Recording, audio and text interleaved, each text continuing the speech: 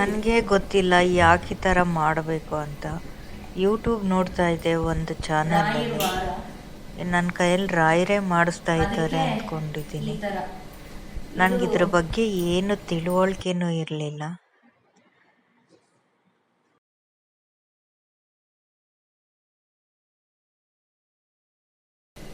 ಕೃಷ್ಣ ಮಠ ಇದೆ ಅಲ್ವಾ, ರಾಯರು ಪೂಜಿಸಿರೋ ಮಠ.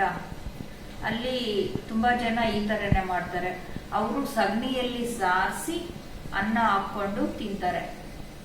ನಾವು ಬರೀ ನೀರು ಹಾಕಿ ಈ ಥರ ಕ್ಲೀನ್ ಮಾಡ್ತೀವಿ, ಕ್ಲೀನ್ ಮಾಡಿ ತಿಂತೀವಿ. ಅವರು ಸಗಣಿಯಲ್ಲಿ ಗಂಜರ ಸಗಣಿ ಎರಡೂ ಹಾಕಿ ಕ್ಲೀನ್ ಮಾಡಿ ಊಟ ಮಾಡ್ತಾರೆ.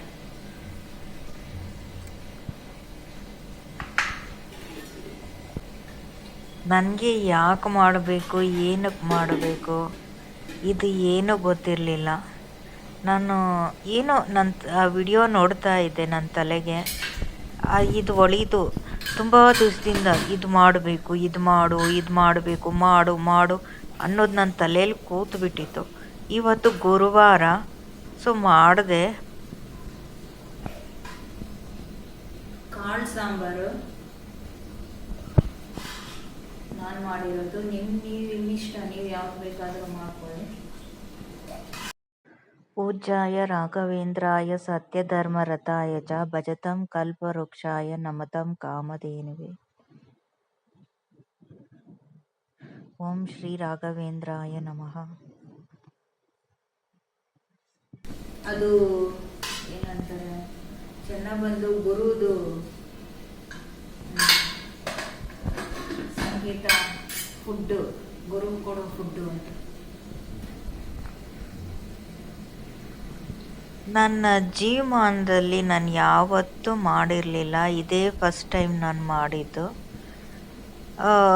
ಒಬ್ಬರು ಮಾಡಿರೋದು ಮಾತ್ರ ನಾನು ನೋಡಿದ್ದೆ. ಬಟ್ ನನಗೆ ಗೊತ್ತಿಲ್ಲ, ಏನೋ ತುಂಬ ಒಂದು ವಾರದಿಂದ ಎಳಿತಾ ಇತ್ತು, ನೀವು ಮಾಡು ಮಾಡು ಮಾಡಬೇಕು ಗುರುವಾರ ಈ ಥರ ಅಂತ. ನನ್ನ ಮನಸ್ಸು ನನ್ನ ತಲೆಯಲ್ಲಿ ಕೂತ್ಬಿಟ್ಟಿತ್ತು.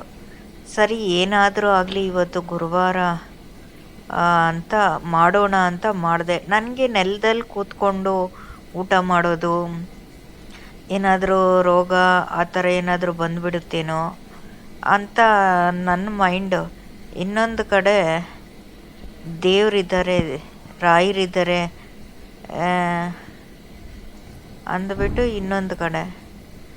ಆಮೇಲೆ ನಾನು ಸರಿ ಅಂತ ಮಾಡಿಕೊಂಡು ತಿಂದೆ. ನನ್ನ ಮನಸ್ಸಿಗೆ ಎಷ್ಟು ತೃಪ್ತಿ ಕೊಡ್ತು ಅಂದರೆ ಅಷ್ಟು ತೃಪ್ತಿ ಕೊಟ್ಟಿದೆ. ತಿಂದ ಮೇಲೆ ತುಂಬ ನೆಮ್ಮದಿ ಸಿಕ್ತು ನನಗೆ.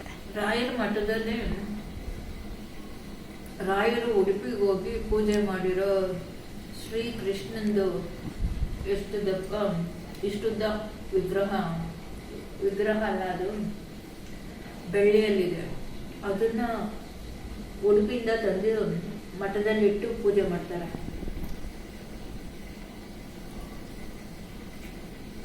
ನಿಮ್ಗೆ ಗೊತ್ತಿರ್ಬೋದು, ಉಡುಪಿ ಕಡೆ ಈ ಥರದ ಆಚರಣೆ ಇದೆ.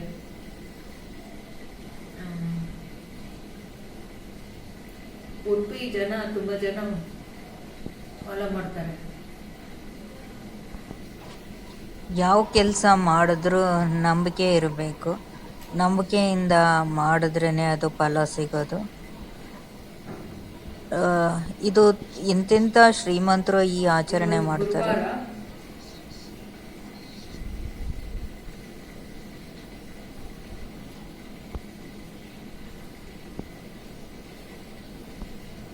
ಅವರು ಗಂಜರ ಸಗಣಿ ಎರಡು ಸಾರಿಸಿ ಒರೆಸಿ ಅದರಲ್ಲಿ ಇಟ್ಕೊಂಡು ತಿಂತಾರೆ. ಮಠದಲ್ಲಿ ಅಷ್ಟೇ ಬೆಳಿಗ್ಗೆ ಸಾಯಂಕಾಲ 2 ಬಾರಿನೂ ಸಗಣಿ ಹಾಕಿ ಗಂಜಲ ಹಾಕಿ ಅಲ್ಲಿ ಸಾರಿಸಿ ಆಮೇಲೆನೆ ಡೋರ್ ಓಪನ್ ಮಾಡೋದು ರಾಯರ ಮಠದಲ್ಲಿ.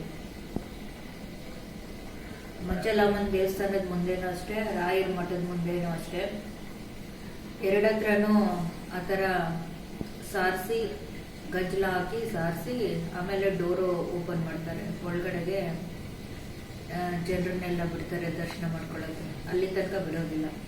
4 ಗಂಟೆಗೆ ಓಪನ್ ಮಾಡ್ತಾರೆ, 3:15ಗೆ ಶುರು ಮಾಡ್ತಾರೆ. ಅಲ್ಲೆಲ್ಲ ಕ್ಲೀನ್ ಮಾಡಿ ಗುಡಿಸಿ ಒರೆಸಿ ಎಲ್ಲ ಮಾಡಿ 2 ಗುಡಿನೂ ಓಪನ್ ಮಾಡ್ತಾರೆ, ಮಂಚಲಮ್ಮಂದು ಮತ್ತು ರಾಯರದು. ನಾವು ಅದನ್ನು ಕಲ್ಲಾಗಿ ನೋಡಿದ್ರೆ ಕಲ್ಲಾಗೆ ಕಾಣಿಸುತ್ತೆ. ನಾವು ನಂಬಿಕೆ ಇಟ್ಟು ದೇವರಿದ್ದಾರೆ ಅಂತ ನೋಡಿದ್ರೆ ನಮಗೆ ದೇವ್ರು ಕಾಣಿಸ್ತಾರೆ. ಕೆಲವೊಬ್ಬರಿಗೆ ನಾವು ಎಷ್ಟೇ ಮುಗಿದ್ರೂ ಏನೇ ಮಾಡಿದ್ರೂ ನಮಗೆ ಈಡೇರೋದಿಲ್ಲ, ಆಗೋದಿಲ್ಲ ಅಂತಾರೆ. ಅದು ನೀವು ಮಾಡೋ ನಂಬಿಕೆ ಮೇಲೆ ಇರುತ್ತೆ. ನಿಮ್ಮ ಮನಸ್ಸಲ್ಲಿ ನಂಬಿಕೆ ಇರಲ್ಲ. ನಂಬಿಕೆ ಇದ್ದು ನೀವೇನೇ ಆಚರಣೆ ಮಾಡಿದ್ರೂ ಅದು ಸಕ್ಸಸ್ ಕೊಡುತ್ತೆ. ಊಟ ಹಾಕೋದಿಲ್ಲ. ಅನ್ನಪೂರ್ಣ ಭೋಜನ ಶಾಲಾ ಅಂತಿದೆ ಅಲ್ವಾ, ಅದು ಬಂದ್ ಮಾಡಿಬಿಡ್ತಾರೆ. ಯಾಕೆಂದ್ರೆ ರಾಯರಿರುವಾಗ ಏಕಾದಶಿ ದಿವಸ ಉಪವಾಸ ಇರ್ತಾ ಇದ್ರಂತೆ. ಅದಕ್ಕೆ ಅಲ್ಲಿ ಊಟದ ವ್ಯವಸ್ಥೆ ಎಲ್ಲ ಇಲ್ಲ. ಅಲ್ಲೇನಾದ್ರೂ ಯಾರಾದ್ರೂ ವಿಚಾರಿಸಕ್ ಹೋದ್ರೆ ಏಕಾದಶಿ ದಿವಸ ರಾಯರೇ ಉಪವಾಸ ಇದ್ದಾರೆ, ನೀವೇನು ಇರೋದಿಕ್ಕೆ ಅಂತ ಬೈತಾರೆ. ಅಲ್ಲಿರೋ ಜನ ಎಲ್ಲಾನು ಅಷ್ಟೇ ಏಕಾದಶಿ ದಿವಸ ಉಪವಾಸ ಇರ್ತಾರೆ. ವಯಸ್ಸಾದವರಿಂದ ಹಿಡಿದು ಚಿಕ್ಕ ಮಕ್ಕಳು ಕೂಡ ಇರ್ತಾರೆ. ಕೆಲವು ಜನ ಕಾಯಿಲೆ ಇರೋರು ಮಾತ್ರ ತಿಂತಾರೆ. ಇನ್ನು ಅಲ್ಲಿ ಮನೆಗಳಿದೆ, ಬ್ರಾಹ್ಮಿನ್ಸ್ ಮನೆಗಳೇ ಜಾಸ್ತಿ ಅಲ್ಲಿರೋದು. ಅವರೆಲ್ಲ ತುಂಬಾ ಚೆನ್ನಾಗಿ ಆಚರಣೆ ಮಾಡ್ತಾರೆ.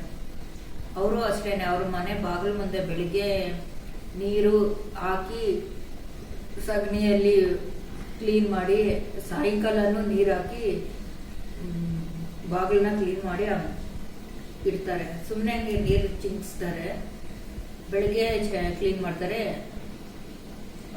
ತುಂಬಾ ಸಗಣಿ ಅಷ್ಟೊಂದಿಲ್ಲ, ಯಾರೋ ಒಬ್ಬೊಬ್ರು ಮಾಡ್ತಾರೆ. ಬಟ್ 2 ಹೊತ್ತೂ ಬಾಗಿಲುಗಳ ಮುಂದೆ ನೀರು ಹಾಕಿ ಸಾರಿಸಿ ತುಂಬಾ ಪವಿತ್ರವಾಗಿ ಶ್ರೇಷ್ಠವಾಗಿ ಇರ್ತಾರೆ ಅಲ್ಲಿರೋ ಬ್ರಾಹ್ಮಣ್ಸು. ಇಷ್ಟು ವರ್ಷ ಊಟ ಮಾಡಿದ್ದಕ್ಕೂ ಇವತ್ತು ಮಾಡಿದ್ದಕ್ಕೂ ನನಗೆ ತುಂಬ ವ್ಯತ್ಯಾಸ ಕಾಣಿಸ್ತು. ವಿಚಾರಕ್ಕೆ ಹೋದಾಗ ಅಲ್ಲಿ ಒಂದು ವಿಚಾರ ಹೇಳಿದ್ರು, ಅಲ್ಲಿ ನಾವೇನಾದ್ರೂ ಅಪವಿತ್ರವಾಗಿ ಏನಾದ್ರೂ ಹೋದ್ರೆ ಅಲ್ಲಿರೋ ಹಾವುಗಳು ಹೊರಗಡೆ ಬಂದ್ಬಿಡುತ್ತಂತೆ. ಈಗ ಹೆಣ್ಮಕ್ಳಿಗೆ ಮುಟ್ಟಾಗಿರುತ್ತೆ ಅಂಥವ್ರೇನಾದ್ರೂ ಅಲ್ಲಿ ದೇವರದು ಗುಡಿಗೆ ಹೋದ್ರೆ ಅಲ್ಲಿರೋ ಹಾವುಗಳು ಹೊರಗಡೆ ಬಂದ್ಬಿಡುತ್ತಂತೆ. ಬಟ್ ಯಾರಿಗೂ ಏನು ಮಾಡಲ್ಲ, ಹೊರಗಡೆ ಬಂದ್ಬಿಡುತ್ತೆ. ತುಂಬಾ ಪವಿತ್ರವಾಗಿರ್ಬೇಕು ಇಲ್ಲಿ ಅಂತ ಹೇಳ್ತಾ ಇದ್ರು.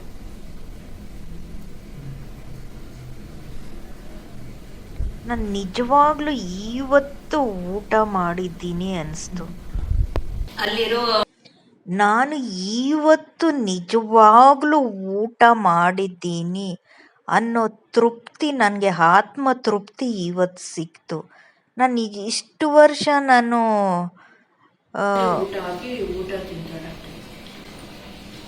ನಿಜವಾಗ್ಲೂ ಇಷ್ಟು ತೃಪ್ತಿ ಸಿಗುತ್ತಾ ಅಂತ ನಾನು ಕಂಡಿದ್ದೆ ಇವತ್ತು. ನನ್ನ ಲೈಫಲ್ಲಿ ಫಸ್ಟ್ ಟೈಮ್ ನಾನು ಈ ರೀತಿ ತೃಪ್ತಿ ಅನುಭವಿಸಿದ್ದೀನಿ. ಒಂದ್ಸತಿ ನೀವು ಪ್ರಯತ್ನ ಮಾಡಿ ನೋಡಿ, ನಿಮಗೆ ಗೊತ್ತಾಗುತ್ತೆ. ಪ್ಲೇಟಲ್ಲಿ ತಿನ್ನೋದಕ್ಕೂ ನೆಲದಲ್ಲಿ ತಿನ್ನೋದು. ಇನ್ನೊಂದು ವಿಷಯ, ಅಲ್ಲಿ ರಾಯರದು ಮಠ ಇದೆ ಅಲ್ವಾ, ಅಲ್ಲಿ ಸುತ್ತಮುತ್ತ ಎಲ್ಲೂ ನಾನ್ ವೆಜ್ ಅಂಗಡಿನೇ ಇಲ್ಲ. ತುಂಬಾ ಜನ ನಾನ್ ವೆಜ್ ತಿನ್ನೋರು ಇರ್ತಾರೆ. ದೇವಸ್ಥಾನಕ್ಕೆ ಹೋಗಿ ನಾನ್ ವೆಜ್ ತಿನ್ಬೇಕು ಅಂತ ಹೋಟ್ಲ್ಗಳನ್ನೆಲ್ಲ ಹುಡುಕ್ತಾರೆ. ರಾಯರ ಮಠದ ಹತ್ರ ಒಂದು ನಾನ್ ವೆಜ್ ಅಂಗಡಿನೂ ಇಲ್ಲ, ಊರಲ್ಲೇ ಇಲ್ಲ ಒಂದು ನನಗೆ ಈ ವಿಡಿಯೋ ಮಾಡ್ತಾ ಇದ್ರೆ ಇದು ನಾನೇನಾ, ಇದು ನಾನಾ ತಿಂತಾ ಇರೋದು ಅಂತ ನನ್ನ ಕಣ್ಣಲ್ಲಿ ನೀರು ಬಂತು. ನನಗೆ ತುಂಬ ಆತ್ಮ ತೃಪ್ತಿ ಆಯಿತು. ನನಗೆ ಇನ್ನೂ ಮಾಡಬೇಕು ಮುಂದಕ್ಕೆ ಅನ್ನೋ ತೃಪ್ತಿ ಸಿಕ್ಕಿದೆ.